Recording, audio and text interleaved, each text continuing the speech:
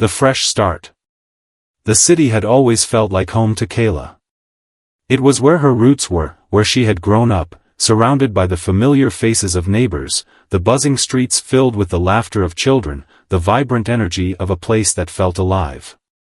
But now, as the family SUV traveled further away from everything she knew, a strange unease settled into her chest, like a weight she couldn't shake off. Greenwood Hills was far from her old world. The houses were grand and imposing, each one telling a story of success and wealth. Everything about this place screamed perfect: gleaming windows, freshly manicured lawns, and streets that seemed too neat to be real. It was as if they had driven into a picture-perfect postcard, one that had no room for people like Kayla. The world outside her window seemed distant, far removed from the chaos of her old life, and she couldn't help but wonder if she would ever belong here. Her mother's voice broke through her thoughts, filling the car with an excitement that Kayla could almost taste. "This is it, sweetheart," she said, her smile radiant, the sunlight catching her blonde hair, making her glow. "A fresh start, a whole new chapter. Think of it as a new adventure. This neighborhood is one of the best in the city. And Greenwood Middle School? It's got a great reputation. The opportunities here are endless." Kayla didn't know how to respond. She wanted to be excited, to share in her mother's enthusiasm, but all she could feel was a growing discomfort. She didn't belong here. Not among all these perfect houses, these perfect lawns, these perfect lives. Kayla's family had moved around a lot, chasing new opportunities, but this time, something felt different. She wasn't sure what it was, but it made her feel small and out of place. She glanced at her mother, trying to find the same warmth and hope that radiated from her. "Do you really think it'll be that easy?" Kayla asked quietly. Her mother turned around with a reassuring smile. "It will be, honey. You just have to open your heart to it. Everything will work out." But Kayla wasn't sure. She had seen her mother's optimism before, and while it had often been comforting, it felt misplaced this time. How could she open her heart when everything she saw felt so foreign? She looked out of the window again, watching the houses blur past. As they drove deeper into Greenwood Hills, the faces outside were unfamiliar. No one looked like her. Every face she passed was a stranger, someone whose skin was a shade lighter, whose eyes were a shade different. In her old neighborhood, she could at least count on seeing people who looked like her, who shared some piece of her world. But here, she felt invisible, like a shadow passing through a world that wasn't meant for her. She wanted to find someone, anyone, who could understand what she was feeling. But there was no one. The people outside looked too perfect, too put together. And they looked at her only briefly, with polite smiles that quickly faded away. Kayla shifted uncomfortably in her seat, watching as they passed another pristine house, the perfect rows of flowers lining the walkway, the ivy creeping up the sides of the house like something out of a fairy tale. Her father glanced at her through the rearview mirror, his gaze warm but knowing. Kayla had always been close to her father. He was the one who had encouraged her to be strong, to always stand up for herself. He was the one who told her that no matter where they went, no matter how many new places they moved to, she would always have a place in his heart. And yet, even with his reassuring smile, she couldn't shake the feeling that this time, their fresh start would be different. Her stomach twisted as she realized that she wasn't just worried about fitting in. She was afraid of losing herself in a place where she didn't belong. "This is a good thing, Kayla," her father said, his voice steady but filled with encouragement. "You'll see. You just have to give it time. You're strong, and this place, this new chapter, will give you a chance to show the world who you really are." Kayla nodded, not trusting herself to speak. She didn't feel strong. She felt like a fish out of water, flailing desperately to understand how she could survive in a place that seemed to have no room for someone like her. Her father had always been her rock, the person she turned to when the world seemed too big and too overwhelming. But this time, even his calm reassurance couldn't ease the anxiety that had taken root deep inside her. "Here we are," her father announced, pulling into the driveway of their new home. The SUV came to a slow stop, and Kayla's gaze drifted to the house in front of her. The house was beautiful, 2 stories tall with large windows that seemed to gaze out at the street like a watchful eye. The front yard was perfectly manicured, with a neat row of flower beds lining the driveway. There was even a white picket fence that added to the picture-perfect charm. Kayla's eyes roamed over the other houses in the street. Every single one of them looked almost identical. It was as if the neighborhood had been constructed to perfection, with no room for anything unique or different. Kayla's stomach tightened as she got out of the car, her feet dragging as she moved toward the house. The movers were already unloading boxes from the truck, their voices a low hum in the background. Her parents were busy discussing where each box should go, but Kayla couldn't focus on their words. Her mind was still reeling from the sense of displacement that had taken hold of her. This wasn't just a new house, a new town. It felt like a new life, a life that didn't have room for her. The whole place was so neat, so clean, and she felt like an intruder in it. Every house was the same, every lawn trimmed to perfection, and the people who lived there all seemed to fit into this world seamlessly. Kayla, on the other hand, was a loud, messy soul, her curly hair braided in intricate patterns that told stories of her roots, of her past. How could she fit in a world that had no place for her history, no place for her culture? "Kayla," her mother called, her voice breaking through her spiraling thoughts. She turned to find her mother standing in the doorway of the house, smiling and waving her over. "Come inside, sweetheart. I want to show you your new room." Kayla hesitated, but then, reluctantly, she followed her mother into the house. Her father was already discussing with the movers where to place the furniture, and the new space felt strangely empty without the personal touches they hadn't had the chance to add yet. As Kayla stepped into the living room, she couldn't shake the feeling that she was walking into someone else's life, into someone else's perfect dream. Everything about this place felt staged, like a showroom model of the life she was supposed to be living. But it wasn't her life. It wasn't her dream. Her mother was already talking about all the things they could do to make the house feel like home, but Kayla didn't hear her. Her eyes were drawn to the windows again, looking out over the street, the rows of houses that stretched endlessly in every direction. It was as if this neighborhood had been built with one purpose in mind, to be flawless, to be perfect, and she was the only thing in it that didn't quite belong. Her mother's voice reached her again, but this time, it was softer, more understanding. "I know it's a lot to take in, Kayla. But we're doing this together. This is a new beginning for all of us." Kayla nodded slowly, but she wasn't sure if she believed her mother's words. How could she embrace this new beginning when everything around her felt so unfamiliar? How could she belong in a place that didn't seem to want her? "Just give it time," her mother continued. "You'll see. You'll make friends, you'll find your place here." Kayla forced a smile, but deep down, she couldn't help but wonder if her mother was the one who needed to believe in the fresh start more than she did. She wasn't sure if she could ever fit into this perfect, polished world. But for now, all she could do was try. And hope. The first day of school. The morning of her first day at Greenwood Middle School, Kayla woke up early, much earlier than she had intended.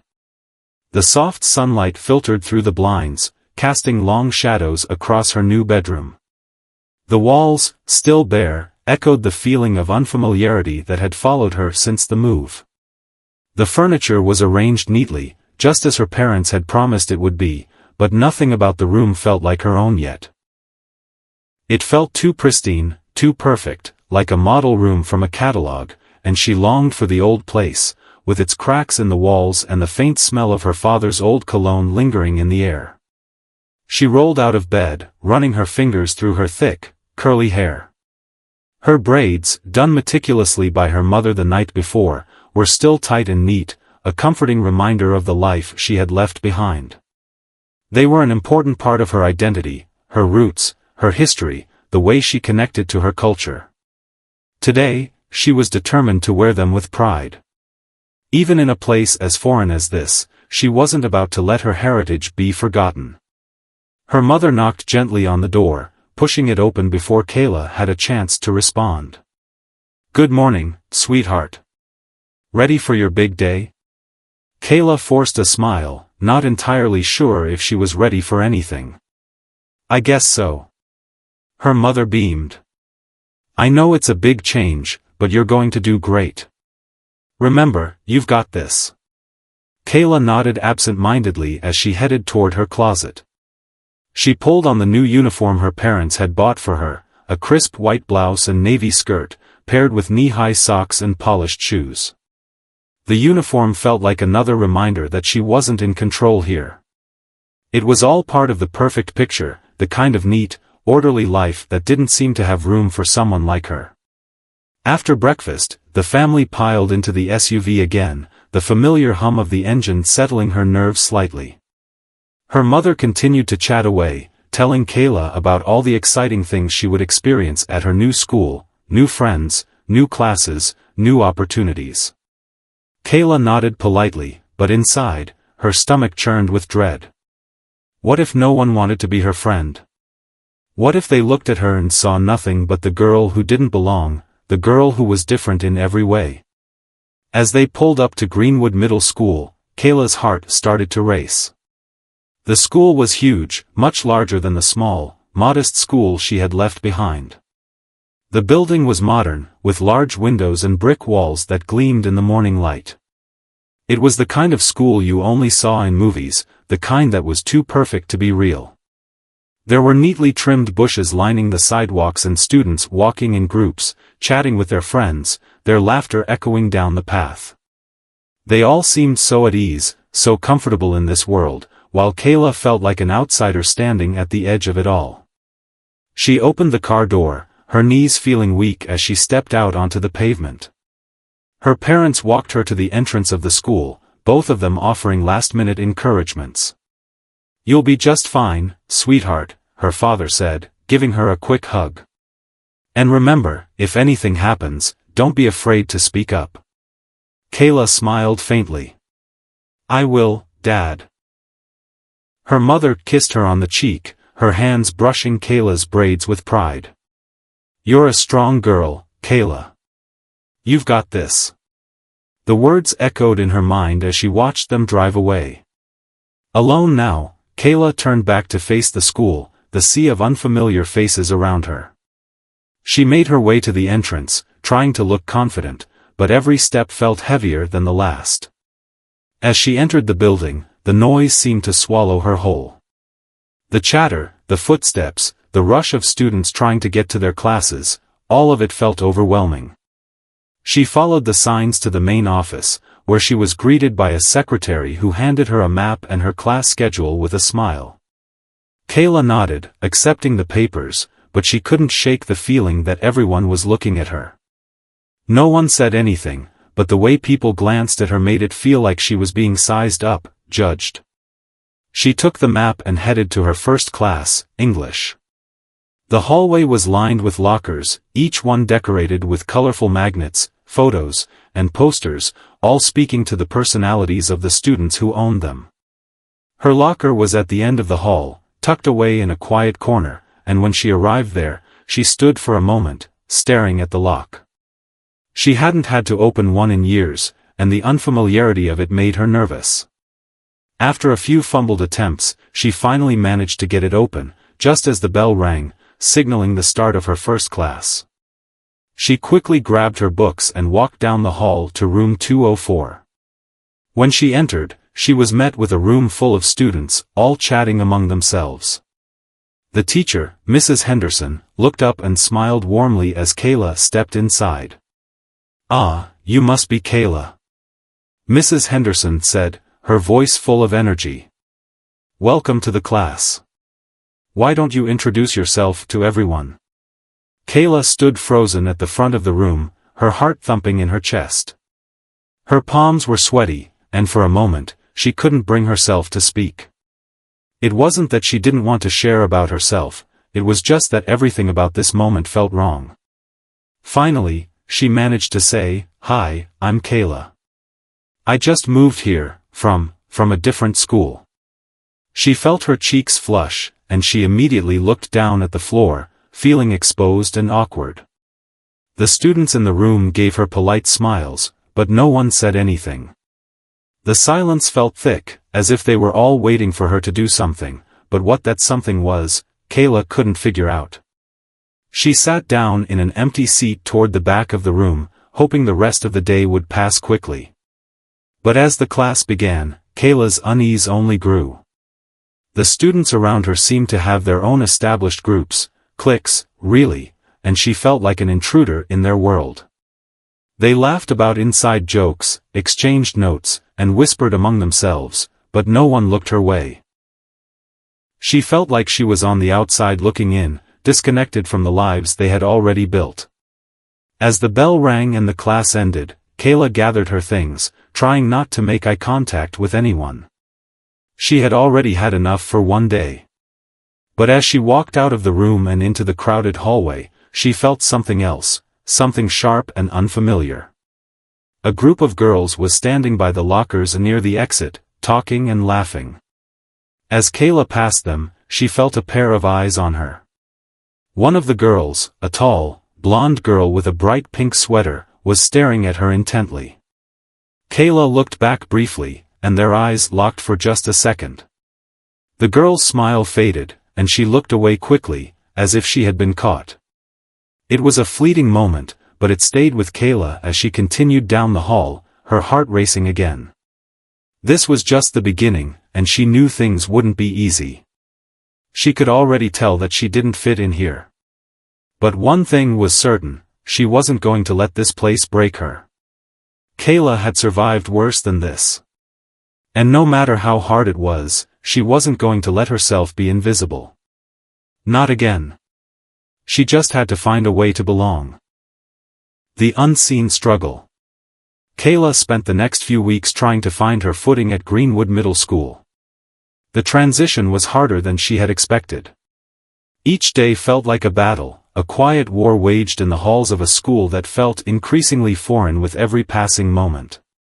She had learned to keep her head down, to slip into the shadows, hoping to avoid drawing attention to herself. But no matter how hard she tried, it seemed like there was no escaping the feeling of being an outsider. She had tried to make small talk with the other students in her classes, but the conversations always felt forced. The girls in her homeroom sat in their little cliques, whispering and giggling, while Kayla sat quietly at her desk, trying to concentrate on the lesson. She had no one to talk to, no one to share a laugh with. No one seemed interested in getting to know her. At lunch, she sat alone at a corner table, picking at her food, watching as the groups of students around her chatted and laughed, their voices blending together in a loud, indistinct hum. She had hoped that things might get better after a few days, that she might start to find her place. But the more time she spent at Greenwood Middle, the more she felt like she didn't belong. It wasn't just the students who made her feel like an outsider, it was the teachers too. Mrs. Henderson, her English teacher, was friendly enough, but there was always an underlying sense of detachment, like she didn't quite see Kayla for who she was. When Kayla had first arrived, she had hoped that the teachers would be different, that they would understand the challenge of fitting into a new place. But it seemed like they were too busy with their own lives to notice the struggles of the new girl in the back of the classroom.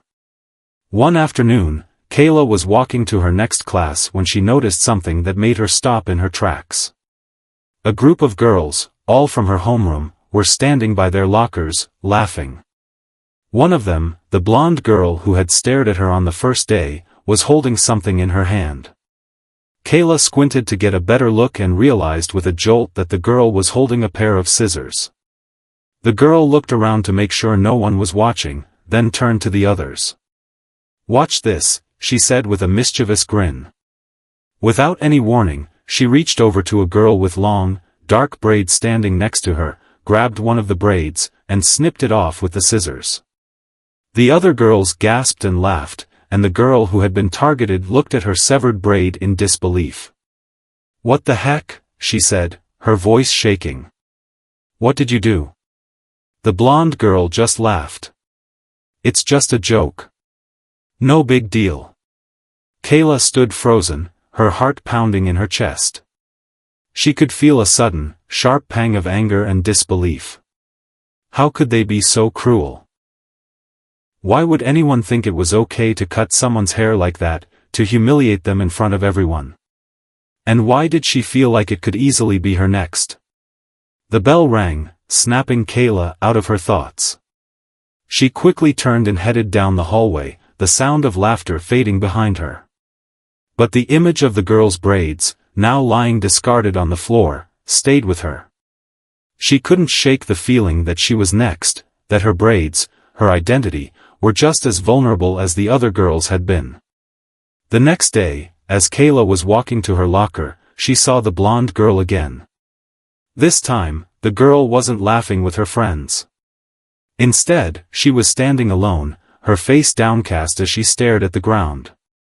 Kayla hesitated for a moment, unsure of what to do.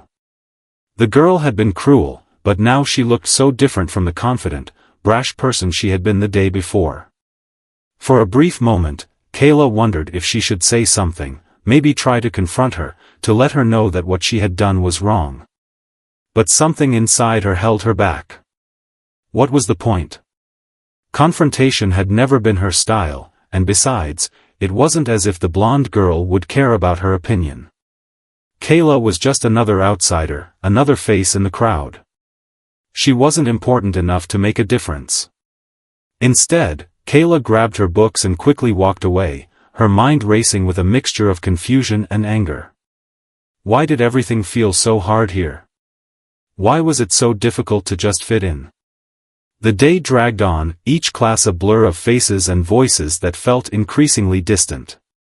At lunch, Kayla sat alone again, staring at her tray of food.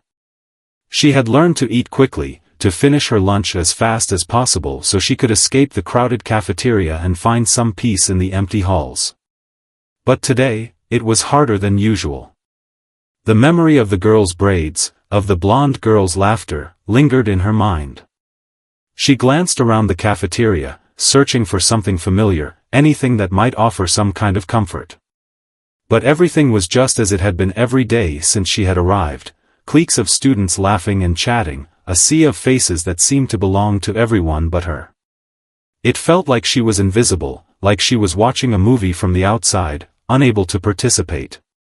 Just then, her phone buzzed in her pocket. She pulled it out, relieved to see a text from her mother. "How's your day going, sweetie?" Kayla stared at the message for a moment, unsure of how to respond. She didn't want to worry her mother, but she couldn't help but feel overwhelmed. The day had been exhausting, both physically and emotionally, and she wasn't sure how much longer she could keep pretending that everything was fine. "It's okay, Mom," she typed back, trying to sound positive. "I'm just tired." Her phone buzzed again almost immediately. "Remember, sweetie, you're strong. You've got this. Things will get better. I know it." Kayla smiled faintly at the message, though her heart felt heavy. She wanted to believe her mother's words, to believe that things would get better. But right now, in this moment, everything felt impossible. She had no friends, no one to talk to, and no one seemed to care enough to notice her struggle. As the days passed, the isolation only deepened. Every morning, Kayla would wake up with a sense of dread, knowing that another day at Greenwood Middle School awaited her. She kept telling herself that it would get better, that things would eventually change.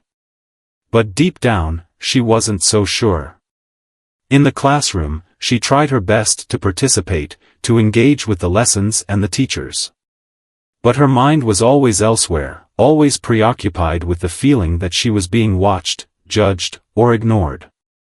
It was exhausting, trying to keep up appearances while feeling so lost inside. At night, when she lay in bed, she would think about everything, the move, the school, the students, and wonder if it would ever feel like home. There were moments when she thought about her old life, about the friends she had left behind, about the place where she had felt seen, heard, and valued. But that place felt so far away now, like a distant dream. Kayla had to find a way to survive in this new world, to carve out a space for herself. She couldn't keep pretending that she was okay when everything felt wrong. The question was, how? For now, all she could do was keep going, keep trying. After all, she was strong. Her mother had said so. She just had to believe it. A lesson in strength. Weeks passed, and Kayla's days at Greenwood Middle School blurred together in a haze of uncomfortable interactions and stifling silences. She had grown accustomed to the loneliness, had almost started to expect it, but something inside her was starting to shift. The constant feeling of being out of place, of never quite fitting in, had worn her down, but in the quiet corners of her mind, a tiny spark of determination began to grow. She couldn't keep living like this, couldn't keep accepting the idea that this school, these people, would define who she was. Something had to change. But Kayla had no idea what that change would look like, or how she would make it happen. It was on a Thursday afternoon, after a particularly long and silent lunch, when she finally decided she couldn't let the isolation define her any longer. As she walked through the hallways, trying to keep her head down, she saw a poster taped to a locker, bright, bold lettering that immediately caught her attention. Join the Diversity Club. Kayla stopped in her tracks, staring at the poster. She had heard a few students talk about the club before, but she had never thought much of it. Now, standing there, something clicked. This could be her chance, the opportunity she had been searching for to make her presence felt, to stop being invisible. She wasn't just a new student here, she was a person with a voice, a story, a place to belong. And the Diversity Club could be the place to start. With newfound resolve, Kayla made her way to room 106, where the club met every Thursday after school. Her heart pounded with nerves as she approached the door, unsure of what to expect. She had never been the type to join clubs before, never had the courage to put herself out there. But this time felt different. This time, it felt like a step towards something that could finally make her feel like she was part of something bigger than herself. She knocked on the door before slowly pushing it open. Inside, a handful of students were sitting in a circle, their voices quiet but full of warmth and curiosity. The room felt different from the rest of the school, cozy, welcoming, like a place where differences were not only accepted but celebrated. A tall girl with long, straight black hair smiled when she saw Kayla standing in the doorway. "Hey! Are you here for the Diversity Club?" she asked, her voice bright with enthusiasm. Kayla nodded, suddenly feeling like she was standing at the edge of something important. "Yeah, I saw the poster, and I thought maybe I should join." The girl stood up, extending her hand in greeting. "I'm Jasmine. We're always happy to welcome new members. Come on in." As Kayla stepped into the room, she felt a rush of relief. The other students looked up at her, their expressions friendly, curious, but not judgmental. It was the first time in weeks that she felt like she wasn't under a microscope. As she sat down in the circle, Jasmine continued introducing the group, explaining that the Diversity Club was a safe space for students of all backgrounds to come together, share their experiences, and support each other. Kayla listened intently as each member of the group shared their story. There was Aiden, a quiet boy who had recently moved from Canada, and Sophie, a girl who had struggled with bullying because of her hearing impairment. There was Michael, who was passionate about social justice, and Maria, whose family had immigrated from Mexico. As they spoke, Kayla found herself feeling something she hadn't felt in a long time, connection. When it was her turn, she hesitated. She wasn't sure what to say, how to explain the weight of her feelings, the isolation she had carried since the day she had stepped into this school. But she knew she couldn't stay silent any longer. She had to speak up, had to let these people, these strangers, see her, hear her. "I'm Kayla," she began, her voice shaking slightly at first. I just moved here, and it's been hard. I'm not really fitting in with the other kids. I'm different from them, and I don't think they get me. I feel like I'm invisible a lot of the time." There was a pause in the room, a soft silence that felt more supportive than awkward. Jasmine smiled gently, nodding in understanding. "I know what you mean," she said. "I've felt like that before, too. It's hard when you're in a place where you don't feel like you belong." Kayla looked around the circle and saw the same understanding in the eyes of the other students. It was a quiet kind of solidarity, but it was enough to make her feel seen, to make her feel like maybe, just maybe, she had found a place where she could finally be herself. For the first time in weeks, Kayla felt something stirring inside her, a desire to keep going, to keep pushing forward, even when everything felt like it was against her. She wasn't sure how long it would take, how many obstacles she would have to overcome, but she knew one thing for certain: she wasn't alone anymore. Over the next few weeks, Kayla became a regular member of the diversity club. She attended meetings after school, participating in discussions and group activities that helped her gain a new perspective on her experience. She shared stories of her childhood, of growing up in a close-knit community where people looked out for each other, where diversity was not only accepted but cherished. And she listened, really listened, to the stories of the others. Each story was different, but each one carried the same thread of resilience, of strength, of surviving despite the odds. But even as she started to feel a sense of belonging in the club, Kayla couldn't shake the feeling that something was still wrong. The world outside the club's safe circle was still the same. She was still the new girl, still the girl who didn't quite fit in with the others, still the girl with the braids that made her stand out in a place where everyone seemed to want to blend in. Then, one afternoon, as she was walking to her locker after a long day of classes, she saw something that stopped her in her tracks. There, standing in front of her locker, was Mrs. Larson, the teacher who had seemed the most distant of all the faculty. Mrs. Larson was holding a pair of scissors. She wasn't looking at Kayla, but Kayla couldn't help but feel a sense of foreboding rising in her chest. Mrs. Larson was looking at another girl, a girl with long, dark braids that shimmered like silk in the hallway light. The girl stood there, frozen, staring at the teacher as if she didn't know how to react. Kayla's heart dropped into her stomach. She had seen this before. The scissors. The mocking laughter. She had felt it all, and now she could see it happening again, right in front of her. Before she could react, before she could do anything, Mrs. Larson turned, scissors in hand, and snipped off a piece of the girl's braid. The girl flinched, but said nothing, her eyes brimming with silent hurt. Kayla's blood ran cold. This was wrong. This wasn't just a joke. This wasn't just an isolated incident. It was an attack on the girl's identity, her culture, her sense of self. Kayla stood there for a moment, paralyzed by a mix of rage and helplessness. The girl hadn't said anything. No one had come to her defense. But Kayla couldn't let this go. She couldn't let this moment slip away without doing something. With newfound courage, she walked up to Mrs. Larson and the girl, her voice firm but calm. "Why did you do that?" she asked, her words piercing the silence that had enveloped them. Mrs. Larson looked at her, her expression momentarily surprised. "Kayla, this doesn't concern you," she said dismissively. "It does concern me," Kayla replied, her voice steady. "This isn't just a joke. You can't just take someone's hair like that. It's part of who they are. It's not okay." There was a brief silence as the weight of Kayla's words hung in the air. Mrs. Larson's face flushed with embarrassment, but she didn't say anything else. The girl with the braids, still standing quietly, gave Kayla a small, grateful smile.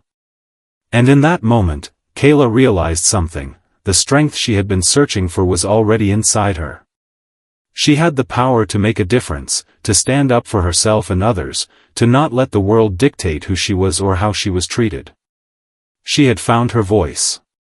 The journey wasn't over yet, but now, Kayla knew one thing for sure: she would not be silenced again. "You said." Rising up. The incident with Mrs. Larson marked a turning point in Kayla's life at Greenwood Middle School. That brief confrontation, as uncomfortable as it had been, sparked something inside her, a fire that she hadn't realized was there, buried beneath layers of fear, doubt, and uncertainty. For the first time in months, she felt like she had a voice, like she could stand up for herself and others. And that was just the beginning. In the days that followed, the atmosphere at school seemed to shift. It wasn't a dramatic change, but it was noticeable. The students in the diversity club had rallied around her, offering their support and encouraging her to keep speaking out. Kayla started feeling more empowered, as if each small act of courage was building toward something bigger. But not everyone was pleased with Kayla's newfound confidence. Mrs. Larson, though quiet in her reaction, had made it clear that she wasn't happy about the way things had unfolded. The next time Kayla had a class with her, she could feel the tension hanging in the air. The teacher's eyes would linger on her just a little too long, and when she called on Kayla to answer a question, her tone was cold, almost dismissive. It was as if Mrs. Larson was trying to punish her for speaking up, for challenging the status quo. Kayla wasn't surprised. She had seen this before: how authority figures tried to suppress the voices of those who dared to stand up for what was right. But she wasn't backing down. Not anymore. That afternoon, when the bell rang signaling the end of the school day, Kayla walked out of the building with a sense of purpose. She had a plan, something that had been brewing in her mind ever since the incident. The world wasn't going to change by staying silent. If she wanted things to be different, she had to be the one to lead the charge. It was time for her to do something big, something that couldn't be ignored. She grabbed her phone and sent a quick message to Jasmine, asking if she could meet after school. They met at the entrance to the school, where Kayla could already feel the energy shifting as more students trickled out. "I need your help," Kayla said as soon as Jasmine approached. "I've been thinking a lot about what happened with Mrs. Larson. I'm not going to let this go. It's not just about me. It's about everyone who feels like they're being dismissed, who feels like they don't belong." Jasmine nodded, her face serious. "I'm with you. What are you thinking?" Kayla took a deep breath, the weight of her plans sinking in. "I'm going to speak up. I'm going to make a statement, something that everyone at this school can't ignore. I'm going to organize a protest, one where we stand together, every single person who feels like their voice has been silenced." Jasmine's eyes widened in surprise, but she didn't hesitate. "That's huge. But we can do it. We can gather support, get the word out. I'll help you organize it." "You're not doing this alone." Kayla felt a wave of gratitude wash over her. She knew it wouldn't be easy. Organizing a protest was no small feat, but she also knew it was the right thing to do. It wasn't just about Mrs. Larson or the incident with the braids. It was about something deeper, something that Kayla had been feeling all along: the weight of not being seen, the pressure of having to hide who you were just to fit in. The next few days were a blur of planning and coordination. Jasmine helped her spread the word, talking to members of the diversity club, reaching out to other students who had experienced similar struggles, and even speaking with teachers who were supportive of the idea. Kayla knew she was risking a lot. A protest could lead to consequences, suspensions, meetings with parents, even disciplinary action. But the more she thought about it, the more certain she became. This was her moment, and she couldn't afford to stay quiet anymore. On the day of the protest, Kayla woke up early, her nerves tight with anticipation. She had planned everything carefully: the timing, the location, the people who would be involved. The protest wasn't going to be about chaos or confrontation, it was going to be a peaceful stand, a way to show that their voices mattered.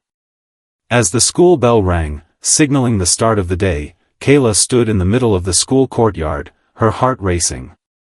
She had spent the last hour organizing the group, making sure everyone knew where to meet.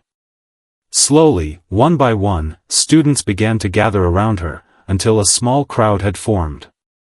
They were all standing together, holding signs and wearing t-shirts that read, "We deserve to be seen. Our voices matter. Unity in diversity." Kayla stood at the front of the group, her fists clenched, a mixture of excitement and nervousness swirling inside her. The protest wasn't just about standing up to Mrs. Larson, it was about standing up for everyone who had ever felt silenced, marginalized, or ignored.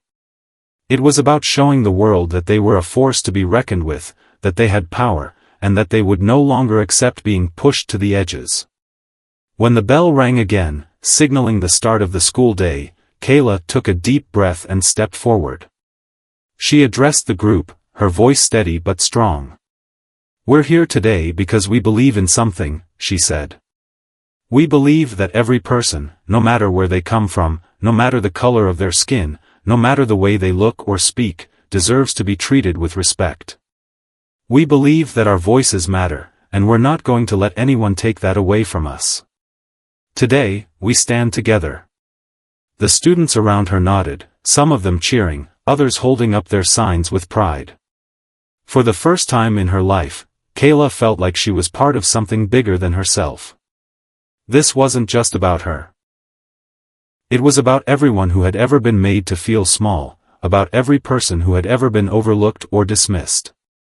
As the protest continued, Kayla could see the impact it was having. Teachers and administrators started to notice the growing crowd, and whispers began to spread through the hallways. Some students joined the protest, while others watched from the sidelines, uncertain of what to make of it. But it didn't matter. Kayla had made her statement. She had stood up and said, "I won't be silenced." And in doing so, she had given others the courage to do the same. Later that afternoon, as the protest wound down, Kayla found herself face to face with the school principal, Mr. Thompson. His expression was stern, but there was something in his eyes that suggested he wasn't angry, just concerned. "Kayla," he said, his voice calm but firm, "I need to know why you organized this protest. You've caused quite a disruption." Kayla stood tall, meeting his gaze. "I organized this because we need to be heard," she said, her voice unwavering. "This isn't about disruption, it's about standing up for ourselves. It's about making sure that our voices, our identities, are valued."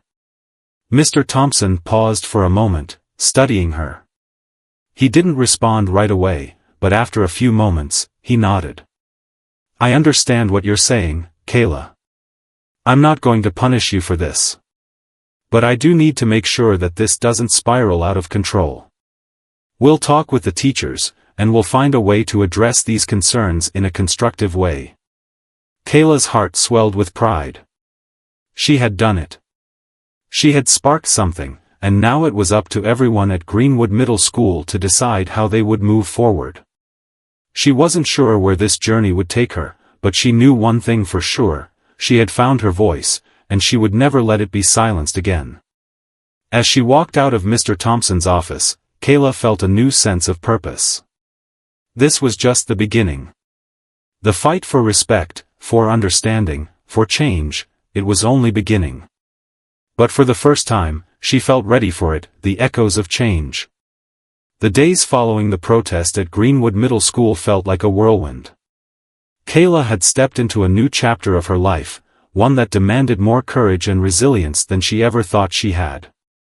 But as the dust began to settle, she realized that the journey ahead was far from over. It wasn't just about standing up once, it was about continuing to speak out, about ensuring that the conversation started by that protest didn't fade into silence. The following week, the atmosphere at school shifted in ways Kayla hadn't expected. The support she received from her peers, especially those in the diversity club, was overwhelming. Students who had been silent before, who had quietly watched the protest from a distance, began to open up about their own struggles, their own moments of feeling invisible. It wasn't just her voice anymore, it was the collective voice of all those who had been pushed aside, ignored, or made to feel less than. But with the newfound attention came new challenges. Mrs. Larson, whose actions had set off the chain of events leading to the protest, was still present at the school. Her behavior had become colder, more distant, and Kayla could tell she was trying to undermine her at every turn. She found herself dreading each class, knowing that Mrs. Larson would find some way to make things difficult. But rather than retreat, Kayla felt a deeper sense of determination. If anything, the teacher's hostility only fueled her resolve. In the days that followed, Kayla found solace in the diversity club. The group had rallied behind her, not just as a symbol of defiance, but as a leader, a voice who had dared to ask for something better. Jasmine, her closest ally, continued to encourage her, reminding her that their work was far from done.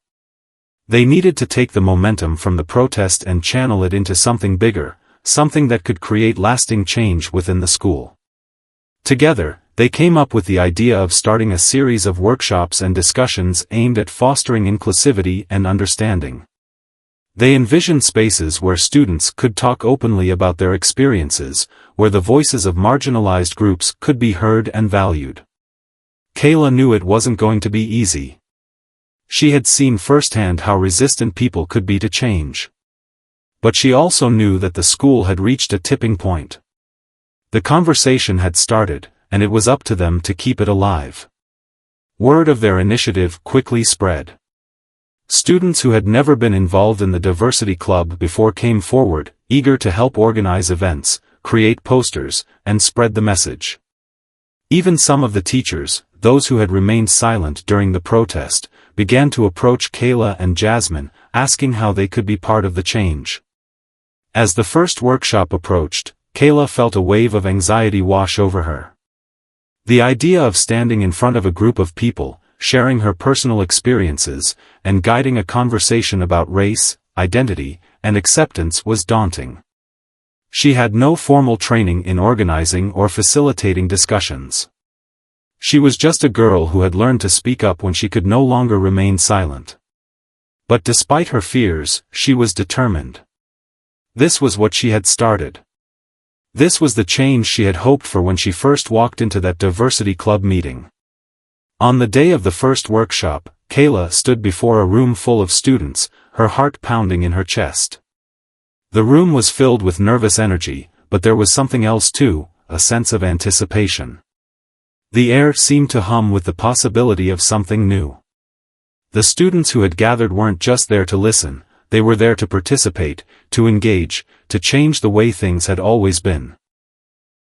Jasmine stood by her side, offering silent support as Kayla began to speak.